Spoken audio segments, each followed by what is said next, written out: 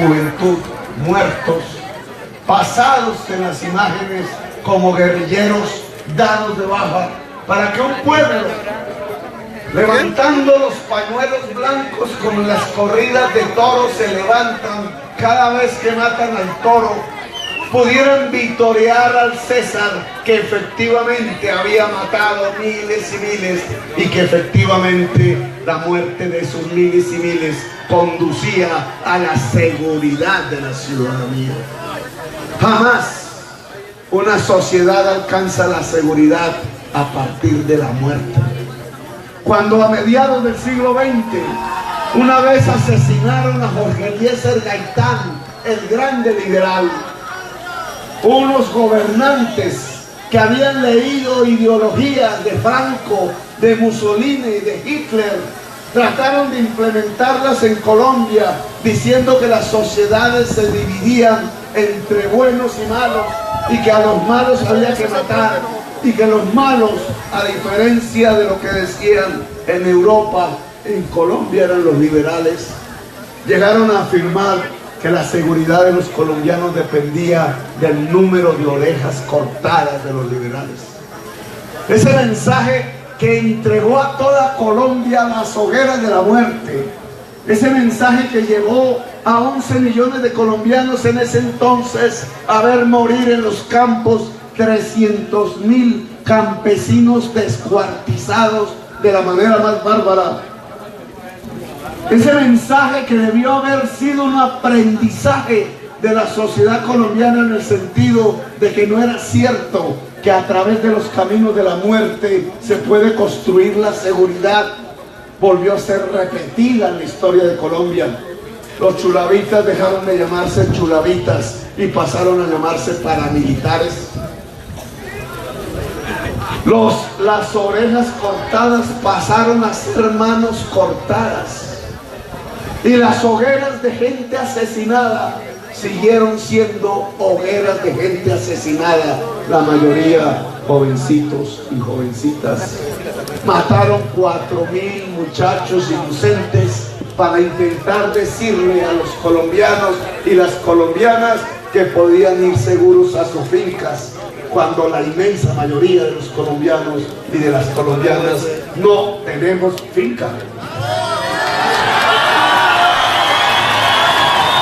Esos que cometieron ese delito pavoroso hoy tienen a su primera vicepresidenta candidatizada, cuando era ministra de Defensa en ese momento, y tienen al hijo de la vida fácil candidatizado para la presidencia de Colombia, para continuar ese tipo de política. Y entonces, sin vergüenza,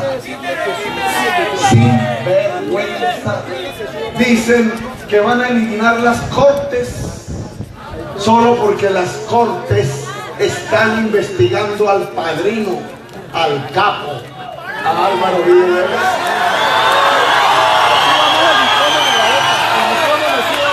¿Con qué autoridad pueden hablar del castrochavismo cuando están haciendo exactamente lo mismo que el señor Maduro? Doblegar jueces ante la política y ante el poder para salvarse del castigo.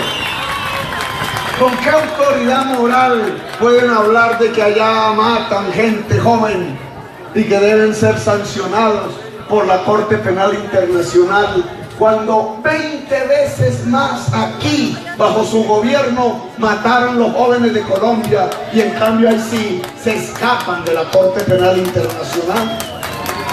¿Con qué autoridad moral pueden decir y hablar del castrochavismo y de que Petro va a imitar a Venezuela, cuando los únicos que pregonan en sus programas de gobierno la dependencia exclusiva al petróleo, al carbón, los venenos hoy de la humanidad por la codicia humana, hacen exactamente lo mismo que el señor Maduro en Venezuela, que para tratar de salir de la crisis provocada por la caída del precio internacional del petróleo, invita a toda la sociedad venezolana a seguir sacando petróleo? ¿Cuál es la diferencia entre el señor Maduro y el señor Álvaro Uribe Vélez? No hay ni un solo grado de diferencia en las inteligencias, en las maneras de pensar del uno o del otro.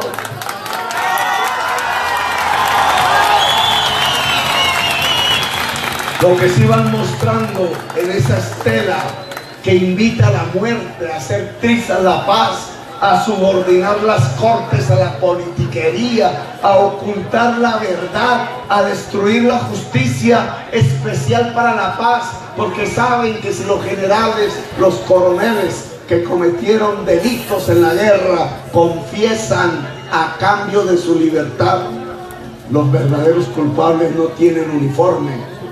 Los verdaderos culpables de la violencia de Colombia no están vestidos ni de guerrilleros, ni policías, ni militares. Los verdaderos culpables de la violencia en Colombia están vestidos de corbata elegante. Se saben hacer los nudos muy bien hechos. Dicen que estudiaron en las mejores universidades, incluida Harvard, y resulta que es mentira. Los culpables de la violencia en Colombia son los que condenaron a la sociedad colombiana a la desigualdad social más grande de la humanidad. Porque es la desigualdad social la que genera la violencia. Es la desigualdad social profunda la que genera el salvajismo. Es la desigualdad social profunda la que ha convertido a Colombia en el exportador primero de cocaína. Es la desigualdad social profunda la que ha convertido la sociedad colombiana en una de las más ignorantes desde el punto de vista académico de la humanidad. Y es la desigualdad social la que nos ha conducido a una violencia pavorosa de 2 siglos. Siempre recuerdo las manifestaciones al Premio Nobel de Verdad, Gabriel García Márquez. Él escribió 100 años de soledad, 100 años de soledad de generaciones que tuvieron que vivir esa soledad simplemente porque la violencia es la soledad. Es la violencia la que nos lleva al aislamiento como pueblo, la que nos lleva a la parálisis por el miedo y el terror. No hay persona más sola que la que está aterrorizada, que la que está amedrentada. La manera para poder dominar un pueblo tan bravío como el pueblo colombiano ha sido el terror, el miedo, la parálisis que surge del miedo. Es la violencia. Es la violencia lo que ha permitido precisamente que las energías vitales de la patria no asomen y permitan que 100 años pasen de violencia y ya hoy no solamente 100, sino 200. Boyacá conmemora 2 siglos exactos de la batalla de Boyacá. 2 siglos. Desde entonces, desde ese momento en que Bolívar pasara los páramos por aquí cerca y cruzara por estas tierras hacia el pantano de Barra y hacia el puente de Boyacá a librar la lucha fundatriz de la nación colombiana, a la fecha no hemos hecho sino matarnos.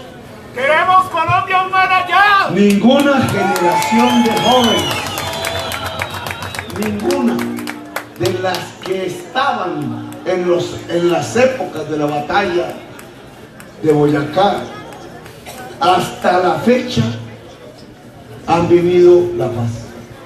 Todas las generaciones de jóvenes de Colombia, la nuestra, la actual, la de mi padre, la de mi abuelo, la de mi bisabuelo, la de las épocas anteriores, todas las juventudes, antes de conocer los libros, han conocido el arte del matar, han conocido de la violencia, han sido conducidos a las hogueras, donde no solamente han quemado los libros, sino han quemado la existencia humana. Los Ordóñez no son solo de hoy. Como los Ordóñez, los gobernantes de Colombia, casi sin excepción, han convocado a la existencia humana y al saber humano a la hoguera. Y eso ha sido para dominar el pueblo, y ese ha sido el producto de la desigualdad social. Colombia es hoy, por su tamaño, la sociedad más desigual socialmente de la humanidad. La herencia, la gran obra que la clase política tradicional colombiana le deja a la historia de Colombia es habernos conducido en este momento a ser la sociedad más desigual socialmente de todo el planeta Tierra. Desigualdad social que se mide en la distancia de riqueza entre los que más tienen y los que menos tienen. Una riqueza que termina siendo absorbida exclusivamente en 5 familias en el curubito de la sociedad, mientras el resto tiene que durar los días y las noches luchando, esforzándose en una resistencia permanente para rebuscarse la forma de sobrevivir. Una sociedad colombiana que gracias a eso es resistente, pero que pierde las condiciones de la riqueza, del bienestar, de la dignidad y de la libertad. Una clase política que haya condenado a la sociedad colombiana a ser la más desigual del planeta no tiene derecho a seguir gobernando. Esa clase política que ha expropiado las condiciones del trabajo que permiten construir la riqueza, que le ha quitado a los colombianos del campo decenas de miles de propiedades, millones de hectáreas fértiles a partir de la sierra eléctrica y los ejércitos privados del narcotráfico, que le ha quitado a Colombia la tierra fértil, que hoy no produce una mata de yuca, una mata de maíz. Vayan, miren ustedes el Piedemonte llanero, vayamos y miremos las tierras del Magdalena Medio, incluida la boyacense, mientras aquí el campesino arrumado, arrinconado casi en las pocas tierras fértiles que el mundo andino permite, metido en pequeñas parcelitas, el minifundio sobrevive trabajando todos los días, sacando la leche de la vaca o la papa de la tierra o el maíz del surco, mientras da clases a partir de la pequeñez de sus terrenos, de sobrevivencia, de resistencia, y aún así el gobierno le da la espalda. Aún así la clase política tradicional boyacense se roba sus recursos, lo llena de impuestos, le eleva los fertilizantes en el precio, le coloca monopolios intermediarios que lo dejan en la pobreza. A veces, cuántas veces sacar papa no sale más caro que dejarla enterrada. Cuando no hay ni asistencia técnica, ni saber, ni crédito barato. Cuando se dedican a firmar TLCs, tratados de libre comercio,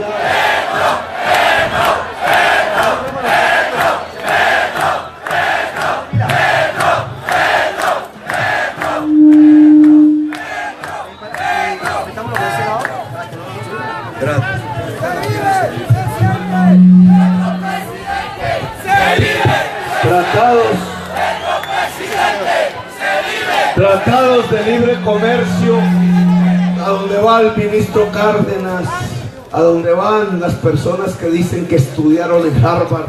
Cada vez que se esculca, carreta, no estudiaron en Harvard sino en internet.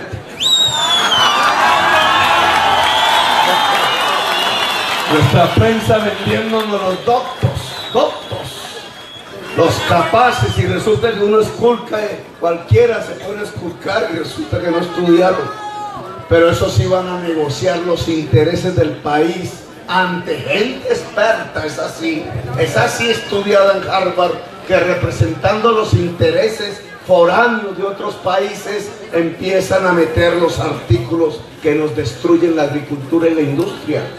No les importa ese tipo de minifundio y de resistente mujer campesina, hombre campesino. No les importa si se quedó sin tierra, sin crédito. No les importa si se arruinó. No les importa si la papa canadiense es más barata, si el maíz norteamericano es más barato, y entonces les abren las puertas para que se arruine la gente del trabajo. A ellos solo les importa devengar fácil. Y devengar fácil es fácil si se exporta el petróleo y el carbón, si se trae un chorro de dólares al Estado, y si ese chorro de dólares termina en una repartija entre la clase política tradicional. No tienen ninguna necesidad de trabajar, de saber qué escoger, el asadón en la mano, la dureza en la mano, lo que se siente al descargarlo sobre el surco. No tienen ni idea qué es dormir en una casa campesina de noche. No tienen ni idea qué es pasarse un día en el páramo y sobre todo la noche en una época de lluvia. No tienen ni idea qué es dormir en un barrio popular, qué es dormir en la casa del indígena, o qué siente la mujer sola cuando sale todos los días a tratar de conseguir la comida y la educación y el vestir de sus hijos. No tienen ni idea. No tienen ni idea de cómo superar los problemas más complejos de Colombia. No están capacitados, no son capaces, porque son los hijos de la vida fácil, porque creen que el poder lo tienen por derecho divino derivado del apellido que ostentan, porque creen que los pueblos de Colombia fácilmente votan por el que tiene el apellido que llaman ilustre y que no es más sino un linaje hereditario del poder. El poder nos hizo profundamente desiguales. El poder de esa clase politiquera nos hizo profundamente violentos, nos generó la ignorancia. Y si eso es así, si la desigualdad social nos condujo a la pobreza, a la violencia, a la falta de democracia, a la corrupción y a la ignorancia, entonces no es el tiempo de cambiar la historia. No es el tiempo. Y habría que decirle a los uribistas de Boyacá y de Colombia: oigan, ¿ustedes sí creen que la nación colombiana se va a construir como nación y será grande si seguimos siendo tan desiguales socialmente? Si seguimos con la violencia a cuestas, si le hacemos caso a aquello de hacer trizas la paz y entonces convocar de nuevo a la juventud presente a que se quemen las hogueras de la existencia humana. ¿Será que de verdad la nación colombiana puede ser grande y nación si se convoca a destruir los libros y quemarlos, y a pensar que la sociedad de Colombia no se divide en un gran arcoíris multicolor, sino entre buenos y malos, y los que los buenos consideran malos, a matarlos? ¿Será que los buenos son buenos si matan a los malos? ¿O será al revés? ¿O será más bien que no son sino presa de una ideología del atraso, del feudalismo, una ideología de las fuerzas más cavernarias de la historia de Colombia, que hunde sus raíces no en la religión, porque si de la religión se tratara, estarían hablando de justicia social, estarían hablando de la opción preferencial por los pobres. No, de una ideología caníbal, salvaje, que intenta destruir a la Colombia misma, haciéndola enfrentarse entre sí de manera permanente, como nos hemos enfrentado entre sí los colombianos en los últimos 2 siglos, que pretende simplemente, como ideología, defender el privilegio y la vida fácil de 5 familias, defender la concentración de la riqueza en 5 grupos económicos, defender las fuerzas del latifundio improductivo. Miren esta gran diferencia de sociedad. Mientras el campesino y la campesina boyacense arrumados en las alturas de los Andes, tratan con el surco y el asadón de vivir a partir de una pequeña parcela. Y esa es la Boyacá andina. Allá en el Magdalena Medio, hacia el sur, hacia el norte, hasta el Caribe, hay 10 millones de hectáreas fértiles, planas, que no cultiva una sola mata de yuca o de ñame o de piña o de plátano o de aguacate. Son las tierras que se apropiaron, que con el feudalismo no tienen el sentido de la producción, sino el sentido del poder. El señor de la tierra allá en el Magdalena Medio, allá en esas 10 millones de hectáreas, es además el señor del ejército privado. En esas tierras de noche no se ve una sola luz después de horas de andar. Después de andar en un carro por la autopista, ustedes no ven a ningún lado la luz de un hogar campesino. Vaciaron de gente y vaciaron de producción las tierras fértiles de Colombia, mientras aquí el campesino en estas alturas saca la papa en un minifundio, en una pequeña parcela allá. 11.000 personas se quedan con 10 millones de hectáreas sin producir nada. Son los mega narcoterratenientes y tienen unas fuerzas políticas que los representan. El señor Álvaro Uribe Vélez, el mayor latifundista improductivo de Colombia, el Capo. ¿Han visto la película El Capo?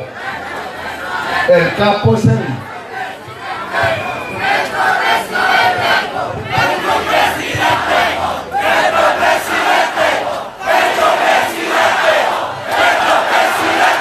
Se trata, por tanto, de cambiar las cosas.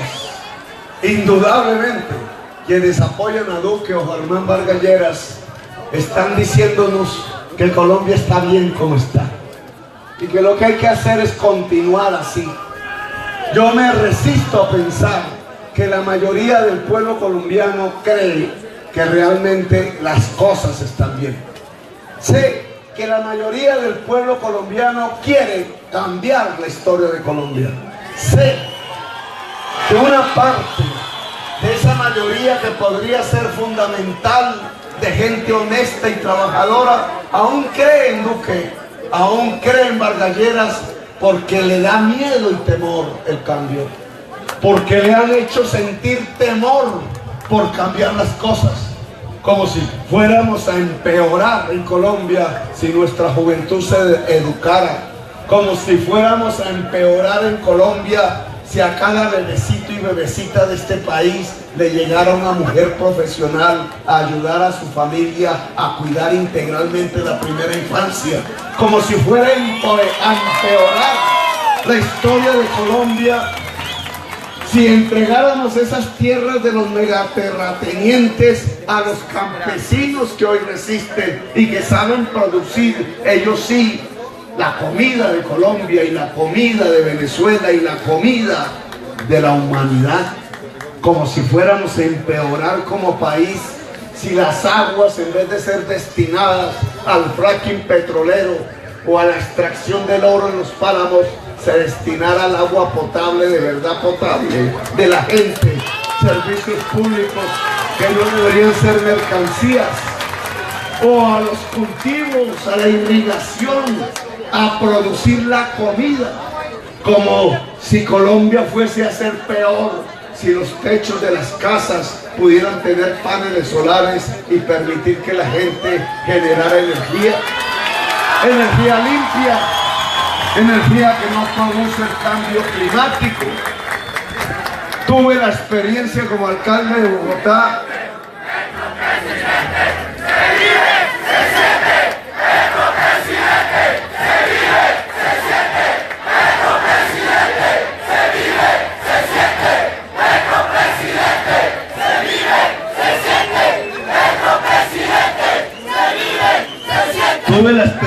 como alcalde de Bogotá, algo triste, de entregarle a la ciudad el estudio más detallado desde el punto de vista de la ingeniería, de la obra de infraestructura que podría ser la más grande de Colombia, el metro subterráneo de Bogotá, y vi cómo desde la prensa misma, los opinadores, los constructores, o más bien los destructores, tratando de privilegiar una política de negocios alrededor del... Me gustaría que no, porque no puedo ver aquí la gente y a mí me gusta hablar de frente con la gente. Se tapa la luz. Vi cómo destruían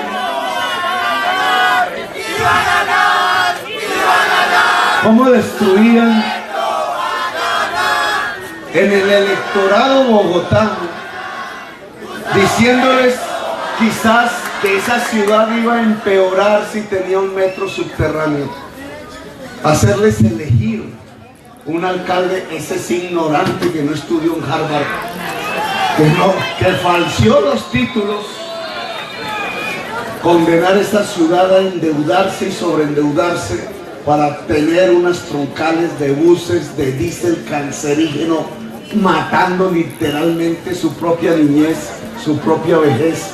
Y uno se pone a pensar, ¿qué lleva a una sociedad a escoger un camino que es el de su propio verdugo? ¿Qué lleva a una sociedad a no escoger los caminos que precisamente podrían producirle su mejor bienestar social? Es que Bogotá iba a ser peor si hubiese tenido un metro subterráneo y líneas de tranvía y energías limpias. ¿Es que acaso Bogotá iba a ser peor si llegase a tener 0% de pobreza? Ustedes saben cuánta gente de clase media en Bogotá dice, oiga, es que a esos pobres no hay que darles subsidios. Los mismos que votan por una señora como la Cabal, que dice, no, es que en Colombia hay pobres porque son vagos.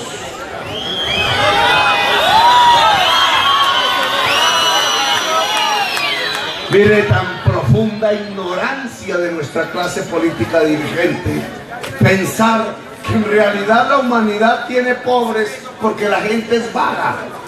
No se han leído un solo libro de economía que dice todo lo contrario.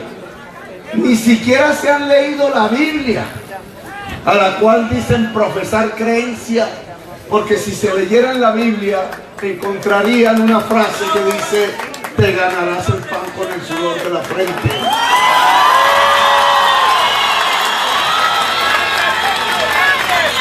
Lo cual significa, traducido al lenguaje moderno y económico, ese de los doctos, que si yo cambio la palabra pan por riqueza y la palabra sudor de la frente por trabajo, no dice ni más ni menos que el principio general de la economía moderna, y es que la riqueza tiene como fuente el trabajo. La riqueza es el trabajo humano. Una nación es más rica si tiene más capacidad de trabajar, y una nación es más pobre si tiene menos capacidad de trabajar.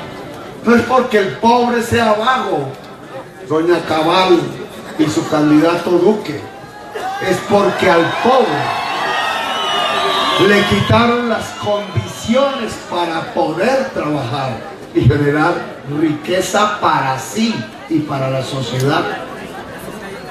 Y aquí podríamos hablar de esas condiciones y de cómo se las quitaron. Al pueblo colombiano le quitaron la tierra y lo condenaron a la pobreza. Le quitaron el agua y lo condenaron a la pobreza. Le quitaron el crédito y la condenaron a la pobreza. Le quitaron las energías vitales de la salud y lo condenaron a la pobreza para hacer negocios con la salud y el enfermo en Colombia. Yo les preguntaría, ¿qué tal está el hospital público de Sogamoso?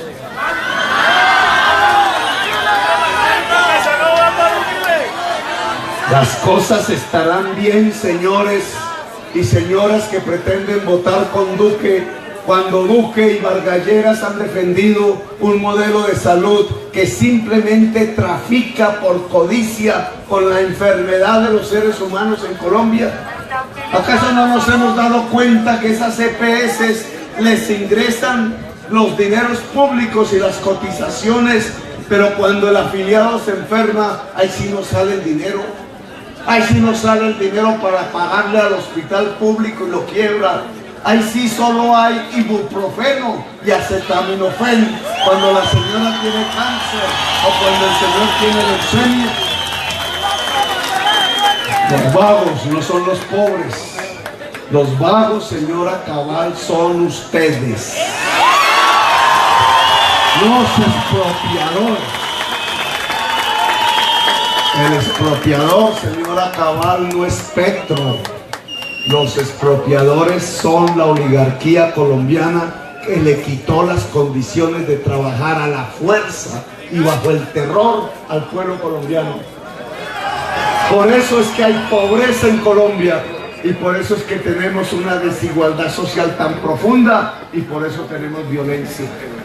Pero como no se trata solo de reconocer el pasado y la situación presente, sino de transformarla, es que tenemos que ganar. ¿Para qué tenemos que ganar? Para que esas energías puedan ser generadas en el hogar colombiano.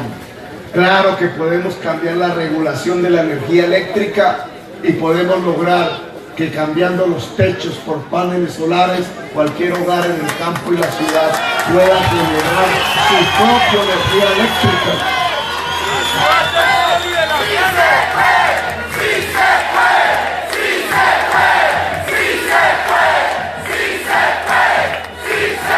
¿Acaso Sugamuxi, se dice así, Sugamuxi, no tenía el templo del sol? ¿Acaso era que los indígenas no tenían inteligencia para haber descubierto que aquí se ponía el templo del sol porque era la región donde más días de sol hacía? Entonces no tenemos una ventaja comparativa desde el punto de vista energético. Todo el corredor industrial venido a menos de Boyacá, Tibasosa, Duitama, Paipa, Tunja y Sogamoso, Loza, Belencito, con su primera empresa icónica en la historia de Colombia, Paz del Río. ¿Acaso ese gran corredor industrial que le dio nacimiento a lo máximo que alcanzó la industrialización en Colombia? La industria metalmecánica que es boyacense en general. ¿Acaso ese corredor industrial del trabajo, del avance, de la vanguardia de la economía no podría tener otro sentido si tuviera energías limpias a través del sol y si tuviera redes informáticas y si tuviéramos el mejor conocimiento en la región? ¿No creen ustedes que no solamente en el caso de la agricultura, si pudiéramos democratizar las tierras fértiles que los megaterratenientes se quedaron y expropiaron a partir de un alto impuesto a la tierra improductiva de más de 500 hectáreas de extensión en tierras fértiles, que llevase al propietario de esas tierras o a producirlas o a venderlas, y si las vendiese, la Colombia Humana las compraría para entregárselas a la mujer campesina en primer lugar, a pequeños y medianos empresarios y empresarias. ¿Por qué a la mujer campesina? Porque ella es la que puede mejor cuidar del alimento. Ella es la que mejor puede cuidar de la tierra. Ella es la que mejor puede cuidar el hogar. Porque al ser propietaria de la tierra tiene poder. Y la democracia necesita del poder de la mujer si queremos que tengamos una democracia. Pero la democratización de la tierra nos permite que más puestos de trabajo se generen en la tierra. 10 millones de hectáreas fértiles en el plan. Si se cultivan, producen 2 millones de puestos de trabajo. Y si un puesto de trabajo alimenta una familia, 2 millones de familias con capacidad de trabajar, significa en la historia de este país que superamos la pobreza del campo colombiano.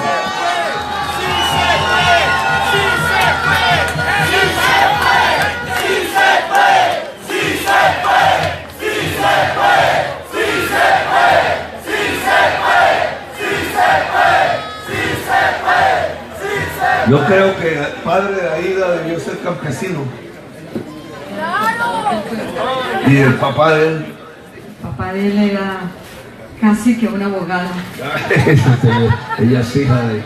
Pero mi padre era el contador del pueblo, murió muy joven. Pero bueno, sus hijos pensamos completamente distinto, aunque mi abuelo fue un liberal bargadilista, muy rebelde. Yo fui hijo de campesino. Campesino que se escapó de su tierra y se vino a Bogotá con García Márquez y pudo estudiar la universidad, y gracias a que estudió la universidad, entonces a mí me gustaron los libros y estudié en mi universidad, y ahora soy la piedra del zapato de la oligarquía colombiana.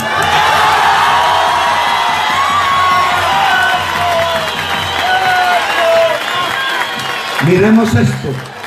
Si se democratizan las tierras fértiles, se supera la pobreza del campo.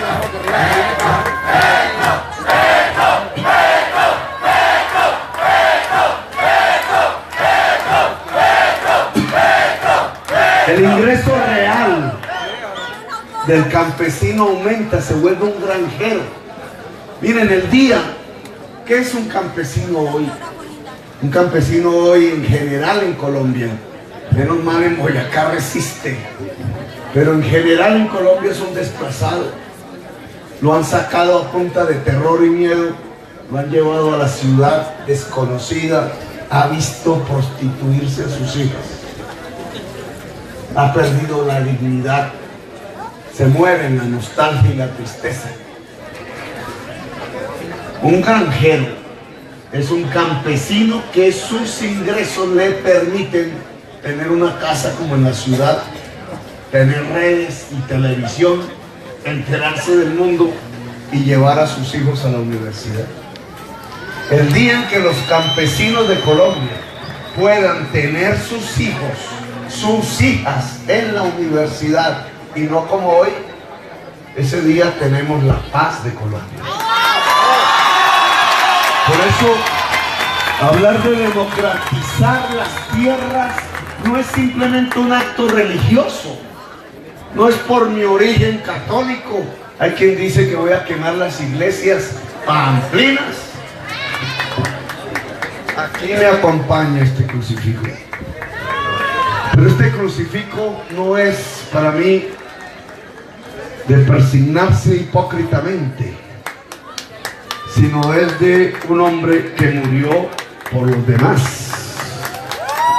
y que hizo de su vida la opción preferencial por los pobres.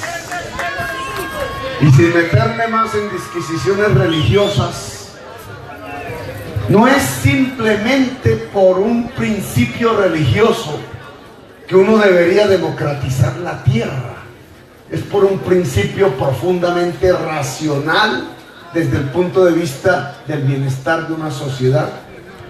Aquí les he mostrado que 10 millones de hectáreas que hoy tenemos y son fértiles y son planas, pero que no están en manos de quienes la cultivan, sino en manos de narcotraficantes, con representación política en el Congreso de la República y en la Presidencia. Por eso es que los parapolíticos hacían las leyes de Colombia hasta que Petro los denunció. Pero ese es el sistema colombiano. Entregar esas tierras a 2 millones de familias permitiría que esas 2 millones de familias no solo superaran la pobreza, sino que pudieran aumentar la producción agraria de 26 millones de toneladas a 120.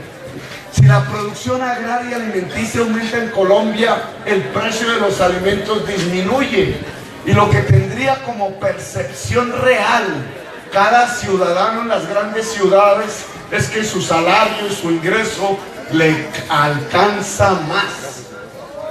Aumenta el salario real.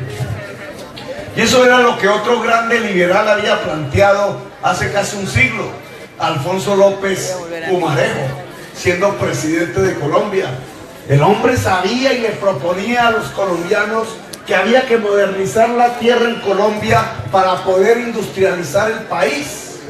Decía en ese camino que había que hacer un pacto entre empresarios y obreros, pero que era fundamental el que el latifundio improductivo dejara de existir en Colombia, porque a partir de la modernización agraria y no del feudalismo agrario se podía lograr la industrialización de obreros y de empresarios.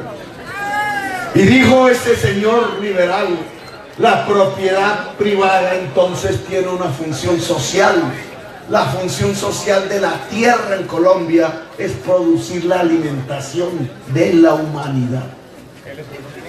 Cuando nosotros vemos 10 millones de hectáreas sin producir nada, lo que estamos viendo es el contrasentido, la irracionalidad económica. Porque si allí hubiera producción, tendríamos 120 millones de toneladas de alimentos. No importaríamos 13. Los precios de los alimentos serían menores. El salario y el ingreso real sería superior. El nivel de vida superior, y algo fundamental, esa producción agraria habría que industrializarla. Y entonces no solamente el campo mejoraría, sino la ciudad. ¿No han visto ustedes pueblos y ciudades en donde las juventudes no tienen nada que hacer? En donde la mitad de la población o más se dedica exclusivamente al rebusque. En la costa existe algo que se llama el mototaxismo, no sé, en Sogamoso. Ojalá. Mototaxismo es un muchacho, un joven, compra una moto y entonces se dedica a recorrer el pueblo todos los días. Y una señora pobre, porque nunca un rico se sube a la moto, una señora pobre de pronto necesita un viaje a otro barrio, se sube en la moto y le da un billete de 2.000. La señora lo ha sacado quizás de vender tamales en una esquina, se lo entrega al mototaxista, el mototaxista entonces va y paga la deuda de la leche en la tienda, el tendero coge el billete de 2.000 y se lo entrega de vueltas a la señora del salón de belleza del mismo barrio, y el salón de belleza del mismo barrio, que hay como 6 en el mismo barrio, le entrega los 2.000 de vueltas a la señora que se iba a tomar el mototaxi, y el billetico todo arrugado va pasando de mano en mano pobre, creyendo las personas que sobreviven, y lo único que está sucediendo es que la gente pobre se mantiene en un círculo de pobreza. La única manera de superar ese círculo de pobreza es a través de la producción y el trabajo. Y la industria, que es una producción y que es fundamental en esta región, solo podría crecer si modernizamos el campo. Alfonso López Pumarejo tenía razón. Democratizar las tierras para industrializar el país. Y industrializar el país para que la población pueda ser incluida en los circuitos de la producción y del crecimiento de la riqueza, no de la pobreza. Vamos un poco más allá. Para esa agricultura y esa industria necesitamos democratizar las condiciones del trabajo. La Colombia humana tiene que entregar esas tierras a la gente. La Colombia humana tiene que entregar los créditos. La Colombia humana tiene que entregar esas energías limpias. La Colombia humana tiene que entregar el medio principal de la producción y del trabajo del siglo XXI, que es la educación. Porque no solo nos expropiaron las tierras, las energías y el crédito, nos expropiaron fundamentalmente el saber. El 90% de la población campesina y rural no terminó la primaria, y el 60% del total del país no terminó el bachillerato. A la juventud de hoy, si la medimos después de salir del 11º grado, de cada 100 estudiantes, solo 17 ingresan a una universidad en Colombia. Los demás tienen que ir a la nada, al embarazo adolescente si es muchacha, o al ejército privado del narcotráfico, o a recorrer las calles, o a escaparse de la violencia mediante la droga, o a irse del país, o a irse del territorio. La mayor parte de nuestra juventud no es convocada al saber. Si queremos una economía productiva, base de una era de paz, tenemos también que democratizar, además de la energía, además del crédito, además de la tierra y el agua, el saber y la educación. Por eso el programa central de la Colombia Humana es un sistema de educación superior, público, nacional, de calidad y gratuito. Y Sergio, que está por aquí cerca, Sergio dice: eso es populismo. Se vive, se siente, Petro presidente.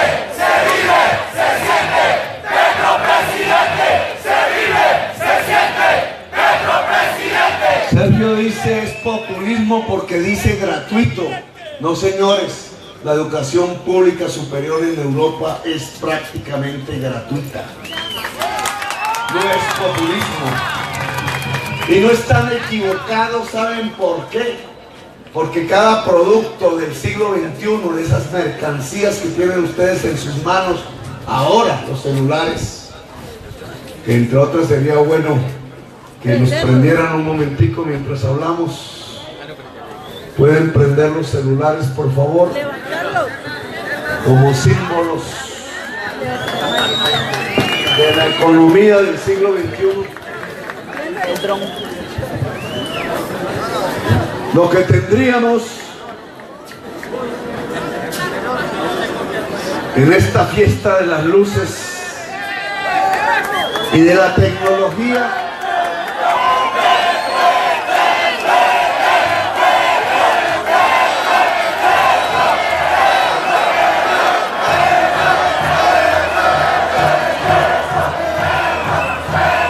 lo que tendríamos es que la base de esas lucecitas, esos aparatos que llamamos celular, es la inteligencia y el cerebro humano.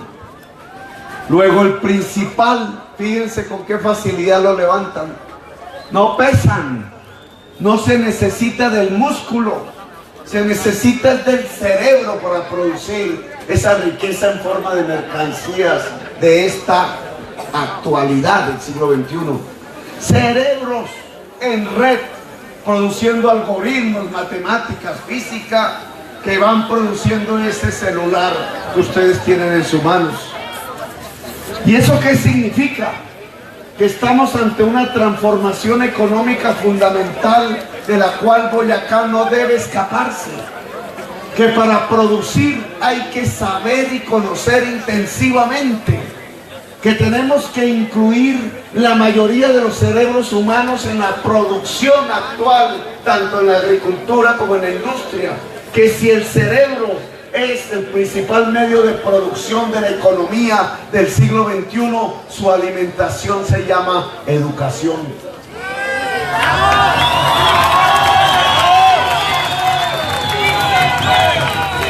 Por eso no es populismo el tratar de devolver la expropiación del saber que la oligarquía colombiana le hizo a la sociedad colombiana, dejándola sin educación.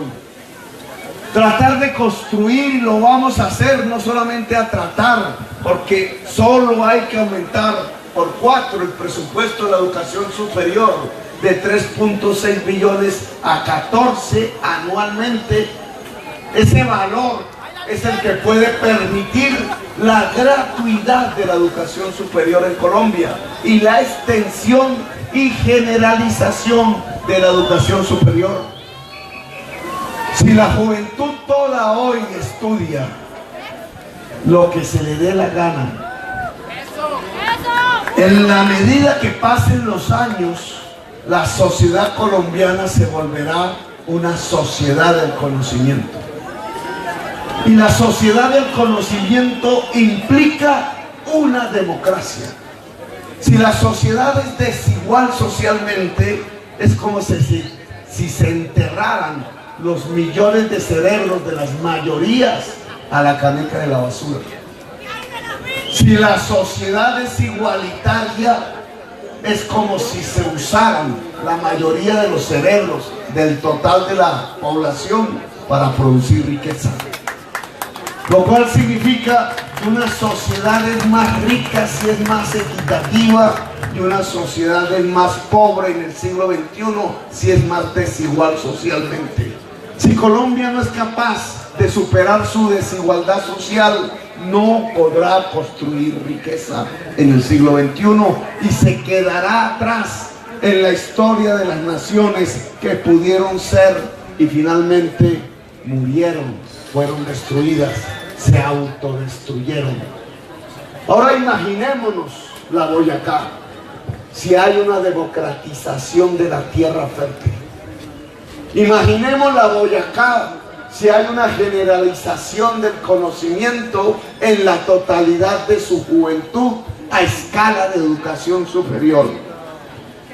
Imaginemos la Boyacá si esa agricultura nueva, a través de la democratización de la tierra, produce un proceso de industrialización metalmecánica en el eje industrial de Boyacá.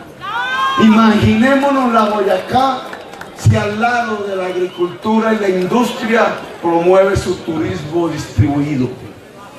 Si la Boyacá es una sociedad del conocimiento, Boyacá será una sociedad de paz. Y esa es la propuesta central de la Colombia humana. Hoy hay dos caminos. Hay dos caminos políticos claramente puestos en la mesa de las calles y las plazas de la sociedad colombiana.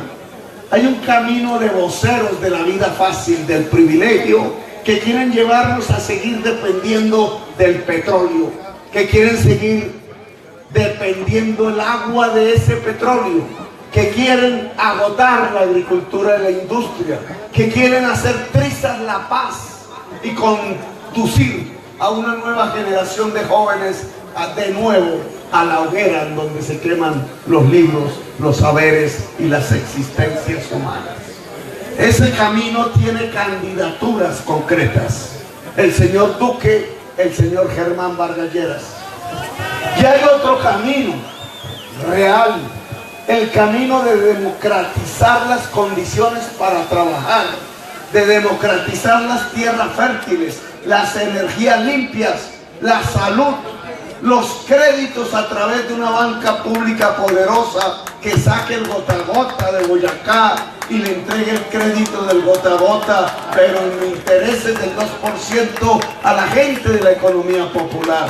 El camino de democratizar las condiciones máximas de la producción de la riqueza en el siglo XXI, el saber, la educación, la creación de un sistema de educación superior, público, nacional, de calidad y gratuito, volver derecho a la educación superior. Dos caminos. Por tanto, una partitura de las aguas. Por tanto, una decisión de partir las aguas en Colombia. Decisión que depende del voto popular. Como antaño en el pasaje bíblico, lo que tenemos es un pueblo en siglos de esclavitud, una esclavitud de la desigualdad social y de la violencia. Y ha llegado a un punto, como antaño, en donde tiene que dividir un mar para pasar a las tierras de la dignidad y de la libertad. Partir ese mar, pasar una cortina de agua a un lado, una cortina de aguas que saben a desigualdad, de injusticia y dictaduras. y otra cortina de aguas nuevas hacia el otro lado para abrir el sendero, unas nuevas aguas, un nuevo mar para navegar que sabe a era de paz, a justicia social, a democracia multicolor. Partir de la partitura de las aguas depende del voto. No depende de un Moisés o un Salvador. No depende de una varita mágica que abre el mar. Depende de una decisión concreta y terrenal de un pueblo que decide cambiar. Partir las aguas depende del voto este 27 de mayo, de producirlo y cuidarlo. Y yo invito a Boyacá toda, a Sogamoso, a votar mayoritariamente por la Colombia humana, a seducir amablemente a toda uribista que haya en Sogamoso, a todo uribista que haya en Sogamoso, con la política del amor, del argumento, de la razón, no de la barbarie, a juntarse a este esfuerzo torrencial, multitudinario, que nos puede conducir a una Colombia verdaderamente humana, a una Colombia donde la frase de Gaitán se vuelva una realidad. La paz es justicia social o no es paz. La democracia nos espera. Yo los invito a volvernos mayoría este 27 de mayo para conmemorar el 7 de agosto los 200 años de la batalla de Boyacá, ya no en el pantano ni en el puente, sino en una mensa, en una correría, en una columna de gentes, todas con ruanas, una marcha multitudinaria de las ruanas desde Boyacá hasta la Plaza de Bolívar, para poner allí en el solio presidencial el primer presidente, representante de los jóvenes, representante de la mujer, representante del campesino, representante del mundo del trabajo. 2 siglos de la batalla que nos dio la República en Boyacá, pero también el primer día de la democracia, el primer día de una era de paz en Colombia. ¡Viva Sogamoso humano! ¡Viva Boyacá humana! ¡Viva la Colombia humana! Me llamo Gustavo Petro y quiero ser su presidente. Gracias, Sogamoso. Gracias. Doctor Gustavo, le queremos desear de antemano un feliz cumpleaños y le vamos a cantar un momentico el Happy Birthday. Un feliz cumpleaños.